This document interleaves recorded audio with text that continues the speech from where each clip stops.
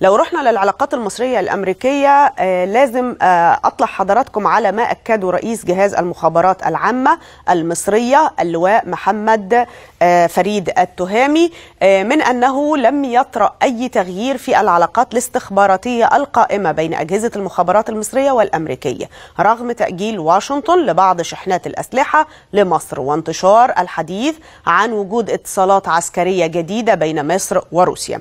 وذكر التهامي في تصريحات خاصة أدلى بها إلى الكاتب الأمريكي ديفيد إغناتيوس ونشرت في صحيفة الواشنطن بوست الأمريكية، ذكر أن التعاون بين أجهزة المخابرات المصرية والأمريكية يتم في قناة مختلفة تماما عن القناة السياسية. خلونا نفهم ايه مغزى ده في توقيت الزيارة، في زيارة كيري المفاجئة، وليه الإدارة والمؤسسة العسكرية في مصر بكل أجنحتها بتصر على أن قنواتها مفتوحة مع مثيلتها وتبتعد وتنأى بنفسها عن المعنى السياسي. من اللواء محمد رشاد وكيل جهاز المخابرات الأسبق. يعني سيادة اللواء هذا التصريح في الواشنطن بوست جاي في توقيت يخلينا لازم نحط السؤال، الروس في مصر قبليهم كان في زيارة وفد استخباراتي روسي رفيع المستوى أزعج الإدارة الأمريكية السياسية.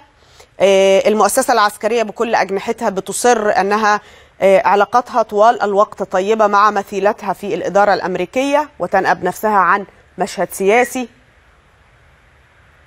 سيادة اللواء بقول يعني نتكلم الأول عن الإرهاب. فالإرهاب طبعا لا يحكمه لا وطن ولا حدود، ومهما توترت العلاقات بين الدول يبقى القاسم المشترك للتعاون بينهم اللي هو الإرهاب.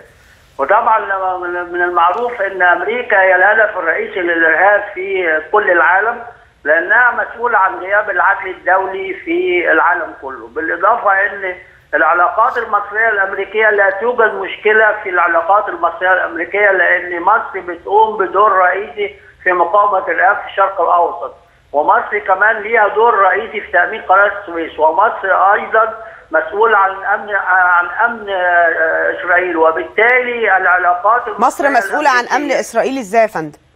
نعم فندم؟ حضرتك بتقول مصر مسؤوله عن امن اسرائيل. مصر هي مسؤول لان بيحكمنا اتفاقيه كامب ديفيد، وكلا امريكا بتحرص على استمرار هذه الاتفاقيه ده معناه ان احنا مسؤولين عن مستوى معين للامن المصري الداخلي وفي منطقه الحدود والتماس، لكن انا هبقى مسؤول عن امن اسرائيل ازاي؟ انا مش سامع الصوت، ما يكون الصوت عالي شويه. انا هستاذنك خليني اروح لما نشرته الواشنطن بوست. اتفضلي. يعني بسأل حضرتك في رأي حضرتك التصريح ده من يعني رئيس جهاز المخابرات العامة المصري في التوقيت ده مع وجود الروس في القاهرة، هل نقدر نفهم منه معنى ما ولا يعني دي قنوات مختلفة؟ لا قنوات مختلفة تماما. العلاقات في مقاومة الإرهاب تستمر قائمة بين الدول حتى لو توترت العلاقات بينهم، لأن الإرهاب ده لا وطن ولا حدود بالنسبة له، وبالتالي هو مجال تعاون كل الدول.